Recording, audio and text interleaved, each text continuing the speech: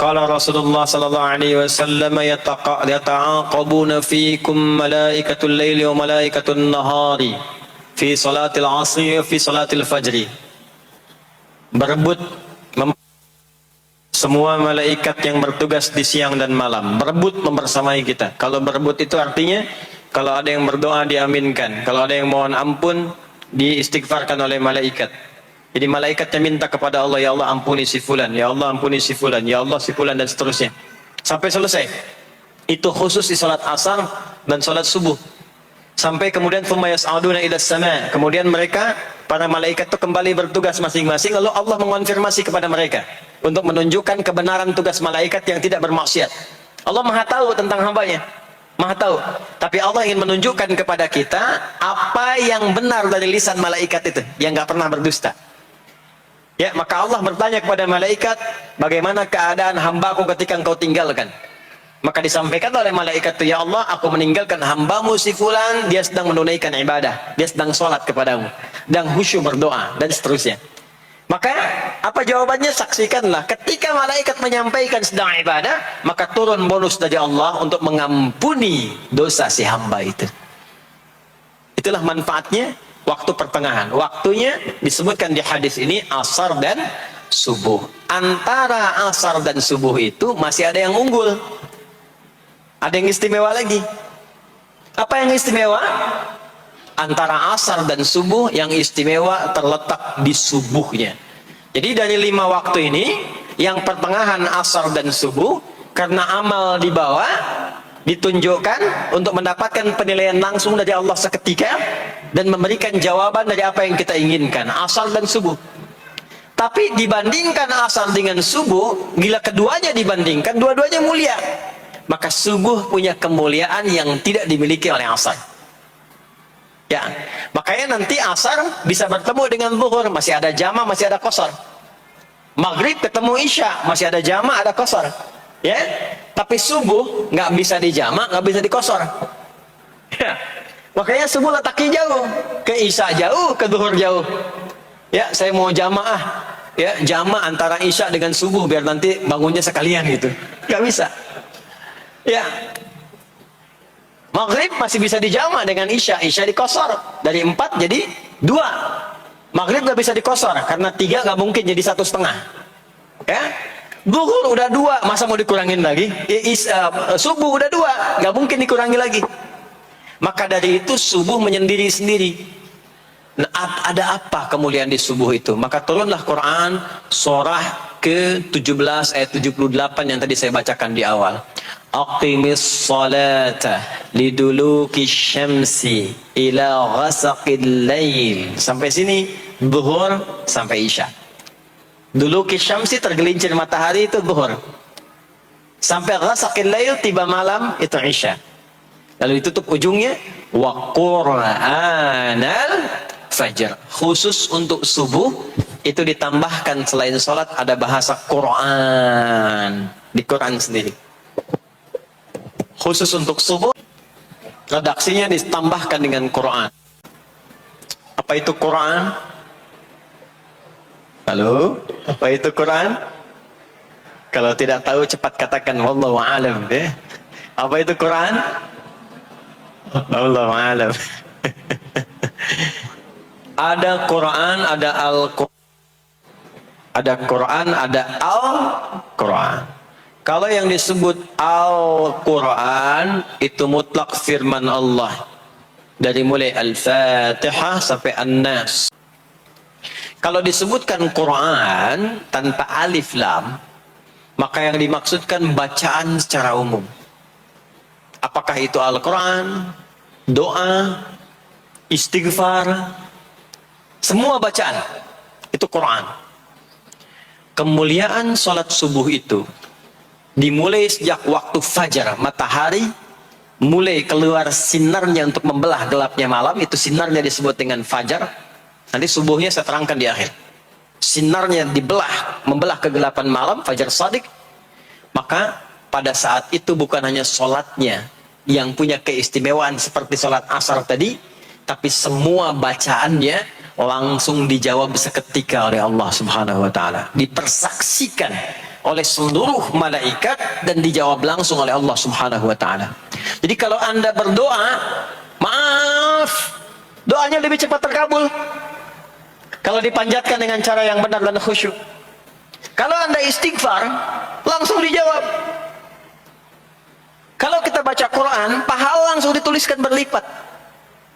Itulah kemuliaan waktu fajar. Jadi Allah sendiri yang menyampaikan, bukan cuma sholat yang penting, semua bacaannya itu langsung didengar, langsung direspon, langsung dipersaksikan. Karena itu ada anjuran bahkan dari Al-Quran, dan ini dikerjakan oleh semua sahabat, saking pentingnya sholat subuh itu, waktu fajar itu, bahkan mereka bangun dan menunggu sebelum tiba fajar. Maka disitulah muncul kemudian tahajud. Maka muncullah kemudian istighfar sebelum waktu subuh. Ya, ada amalan. Ini saya mau kasih rahasia ya. Tapi tolong jaga. Ini antara kita saja di sini. Ya, rahasia. Ada waktu sebelum subuh. Cuman 15 sampai 20 menit kurang lebih. Ingat ya. Kalau dikonversi sekitar 15 sampai 20 menit waktunya. Namanya waktu sahar. Sahar. Jamaknya ashar. Jamak itu karena setiap hari oleh Allah dikasih itu. Sahar. Jamaknya ashar. Rahasianya di mana? Bapak Ibu, ini waktu yang paling cepat untuk terkabulnya doa. Anda mau minta apa saja, hadisnya qudsi. Ibadi, kata Allah, hambaku, siapapun yang bermohon sekarang aku kabulkan, yang minta aku berikan. Wa man istaghfara li ghafartu lah. Siapa yang minta ampunan, istighfar, aku ampuni dia sekarang juga.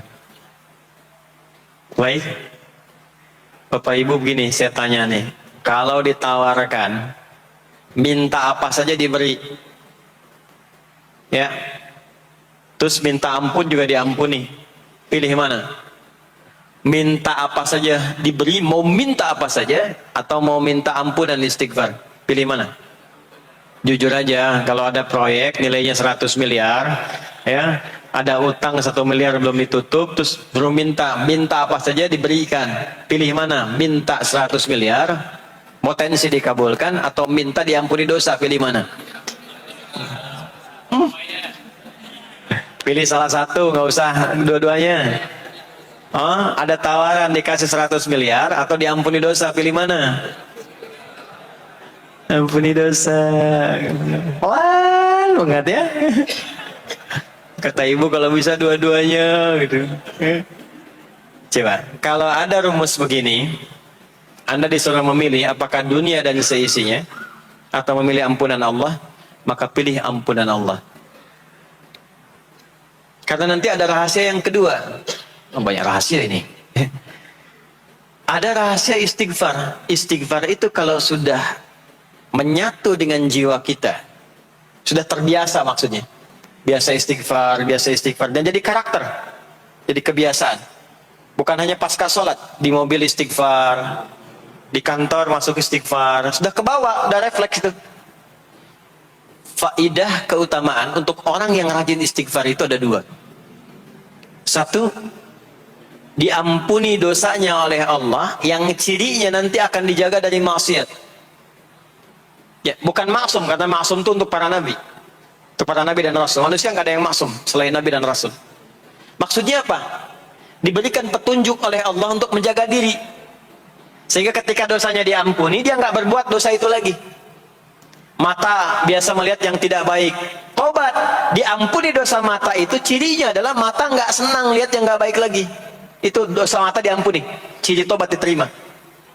Maka istighfar itu menggugurkan dosa-dosa dan menjaga kita dari perbuatan salah. Yang kedua, orang yang sudah terbiasa beristighfar, itu doa cepat dikabulkan bahkan sebelum ia memintanya dan memohonkannya. Di sebelum melafazkannya, itu bisa terjadi Allah sudah mengabulkannya. Itulah kemuliaan istighfar. Nah, orang-orang yang istighfar menunggu waktu datangnya fajar, itu mendapatkan kemuliaan langsung dari Allah, sampai dikatakan di Al-Quran, disebutkan sebagai orang-orang yang akan menghuni taman surga yang sekarang sedang beraktivitas di dunia. Itu ada di Quran surah ke-51 ayat 15 sampai 18. Yang istighfarnya di ayat 18. Ya, jaminan surganya ayat 15, 16, 17-nya tentang tahajud. Innal muttaqina fi jannatin wa 'uyun akhidhina ma atahum rabbuhum innahum kanu qabla dhalika muhsinin.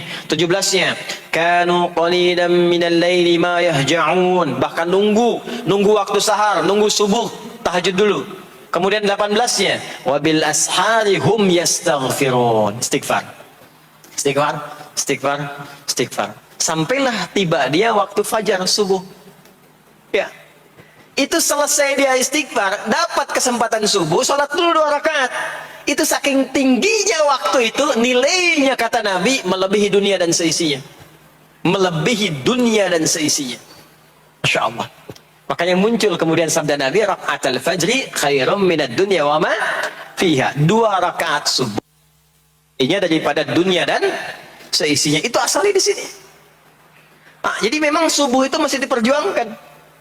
Dan subuh itu generatornya, kalau subuh sudah bisa konsisten, yang lainnya ikut. Subuh itu kalau sudah konsisten, subuh ke masjid, jamaah, subuh jamaah, bangun tahajud, istiqamah, istighfar. Itu kalau subuhnya sudah bagus, yang lainnya ikut. Ya, makanya ada kaum yang sekarang sangat khawatir. Jumlah orang Islam kalau sholat subuh itu seperti sholat Jumat. Sangat takut itu. Ya, ada ini viral kisahnya, saya nggak ceritakan pun Anda bisa dengar. Ya, jadi ada golongan orang Yahudi yang selalu mengamati jamaah sholat subuh umat Islam, dan dia melihat, ya, ketika mulai ramai, dia mulai katakan, kenapa Anda selalu mengamati itu? Ya, sebab kami lihat kalau jumlah jamaah subuhnya sudah seperti sholat Jumat, itulah kemakmuran, kebangkitan dan kebaikan umat Islam akan tumbuh kembali. Jadi akan berpengaruh kepada yang lainnya. Itulah mudah-mudahan kegiatan perjuangan subuh, ya, ada pejuang subuh baik di Masjid Raya Pondok Indah, di masjid-masjid yang lainnya, memberikan keberkahan kepada kita, dan puncaknya adalah perubahan pada perilaku. Jadi kalau cuman berjuang datang subuh tapi tidak merubah perilaku, ada yang salah dengan itu semua. Ada yang tidak tepat, ada yang belum sempurna. Itu yang bisa kita sampaikan sebagai kajian pembuka kita di kesempatan kali ini. Mudah-mudahan ada manfaat yang bisa kita dapatkan. Kesimpulannya adalah sholat adalah inti amalan kita yang bisa merubah alur kehidupan kita dunia dan akhirat. Sholat kunci kebahagiaan, sholat kunci kesuksesan, sholat kunci datangnya rahmat Allah Subhanahu wa ta'ala. 2, Allah meminta kita menunaikan sholat 5 kali dalam sehari untuk memudahkan semua urusan kita di setiap waktu dalam sehari itu. Dan yang ketiga, di antara sekian 5 waktu itu, ada waktu-waktu yang istimewa, yaitu asar, dan yang paling istimewa adalah subuh ataupun fajar. Mudah-mudahan kita bisa konsisten menunaikan dan menjaga waktu salat itu sampai kita pulang kepada Allah dalam keadaan husnul khatimah. Sementara itu yang disampaikan. Baik, mudah-mudahan ada keberkahan dari apa yang telah disampaikan. Pasti apa yang saya sampaikan pasti ada salah. Pasti ada yang kurang tepat, pasti ada yang keliru disampaikan. Mohon diingatkan supaya saya koreksi, tinggalkan yang salahnya, ambil yang benar, yang baik, yang kira-kira bisa diamalkan. Jauhi hal-hal yang bisa menjauhkan kita dari Allah, dan semoga kita semua diwafatkan dalam keadaan husnul khatimah insyaallah. Allahumma taqabbal minna innaka antas sami'ul alim wa tub 'alaina innaka antat tawwabur rahim. Allahumma nahmaduka hamdan syakirin kama 'allamtana an nahmadak wa nashkuruka syukran kama 'allamtana an nashkuraka antal muqaddim antal muakhir bi yadikal khair innaka 'ala kulli syai'in qadir. Allahumma ij'al jam'ana hadha jam'an marhuma wa tafarruqana min ba'dihi tafarruqan ma'suma.